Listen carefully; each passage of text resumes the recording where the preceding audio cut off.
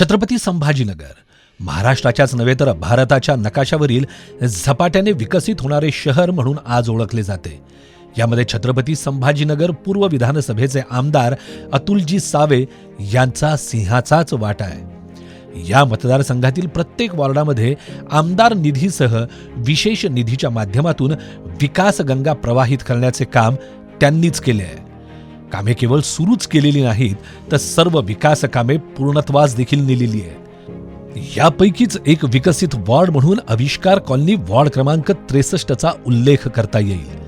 आविष्कार colony ward क्रमांक 63च्या विकासामध्ये सावे साहेबांच्या प्रयत्नातून आणि पुरवलेल्या भरघोस निधीतून मोठ्या प्रमाणात भर पडली आहे। या वॉर्डाच्या अंतर्गत असलेल्या जवळपास सर्व रस्त्यांच्या सिमेंट कॉन्क्रिटीकरणाचे काम पूर्ण करण्यात आले आहे।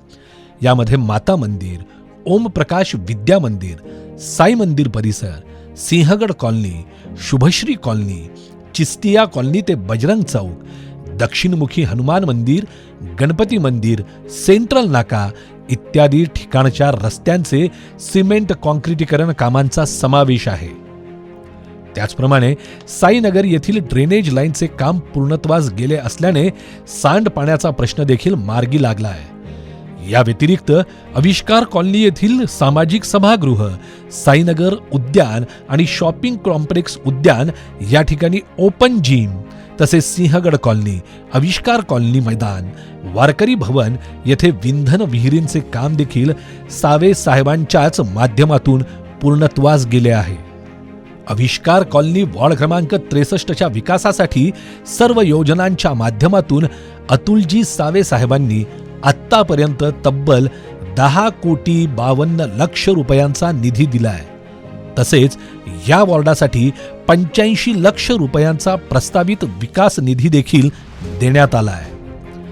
विविध योजनांच्या माध्यमातून आणि एवढ्या प्रचंड निधीतून वॉर्डामधील विविध विकास कामे आणि नागरी सुविधांची कामे मार्गी लागल्याने स्थानिक रहिवासी हे अतुलजी सावे साहेबांच्या कामगिरीवर समाधान व्यक्त करत आहेत।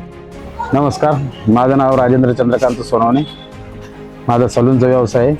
मी इथं गेल्या 40 वर्षापासून इथं राहतोय। मी इथं ड्रेनेज लाईनचा खूप मोठा प्रॉब्लेम होता। तो आमदार अतुलजी सावे साहेबांनी मोठे पाईप टाकून ड्रेनेज लाईनचा प्रॉब्लेम सॉल्व्ह करून दिला। त्याबद्दल सावे साहेबांचा मी मनपूर्वक धन्यवाद व्यक्त करतो।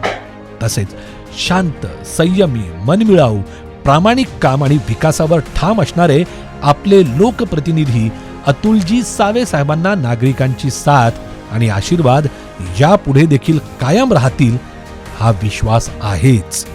धन्यवाद।